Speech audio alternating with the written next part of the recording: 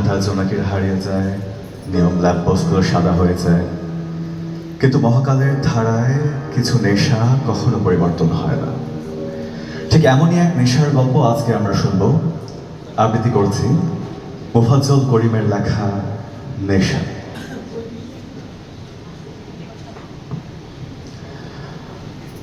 বাবজান, আশা করি কুশলেই আছে। পরসমাচার এই যে সেদিন আপনি যে কাণ্ডটা করিলেন, তার জন্য এই পত্রটি না লিখিয়া পারিতেছি না। দেখিতেছি যতই বয়স বাড়িতেছে ততই আপনার কাণ্ড একেবারেই লোপ পাইতেছে। আপনি কি করিয়া সেদিন আমার ড্রয়িং রুমে অর্থাৎ বৈঠকখানায় বেমক্কা ঢুকিয়া পড়িলেন বুঝিলাম না। সারা গায়ে ঘামের গন্ধ, ময়লা তেল চিপচিপে পাঞ্জাবি, বগলে ছেঁড়া ছাতা, মাথায় চিতি পড়া কিস্তি টুপি, যেন আকবর বাদশার উর্নিশ আর কি। হাতে মাটির হাড়ি, সর্বোপরি দুপায়ের চারমার কুচকুচে কালো রং, বোধহয় লজ্জায় ঢাকিয়া ফেলিবার আশায় রাস্তার সবটুকু ধুলি মাখাইয়া পা দুটিকে চুনকাম করাইয়াছেন।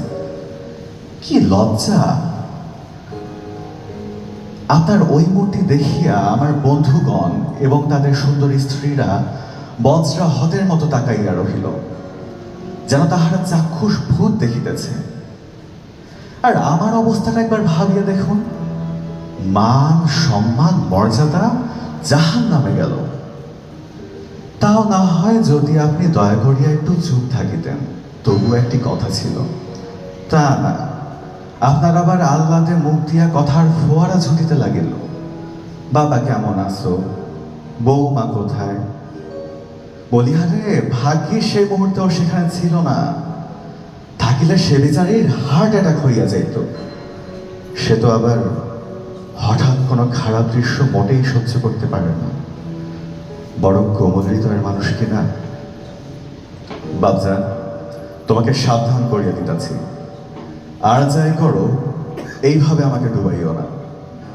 টাকা পয়সা লাগিলে চিঠি দিও, পারিলে পাঠাইব। আর অত টাকা পয়সাও যে কেন লাগে তোমাদের তাও বুঝি না। তোমাদের আবার অত খরচ কিসের? ক্লাবে যাও না, পার্টি দাও না, ইসুকুলার চিরতার পানি ছাড়া আর তো কোনো নেশাও করো না।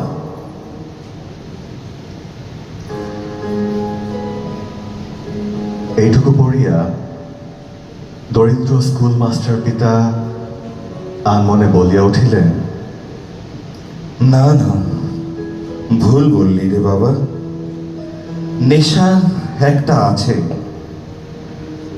বড় পুরনো নেশা, কিছুতেই ছাড়িতে পারি না সেই নেশা। তোর জন্মের পর থেকে সারাক্ষণ তোকে দেখার নেশা, কিছুতেই ছাড়িতে পারি না বাপ, কিছুতেই ছাড়িতে পারি না। Thank you.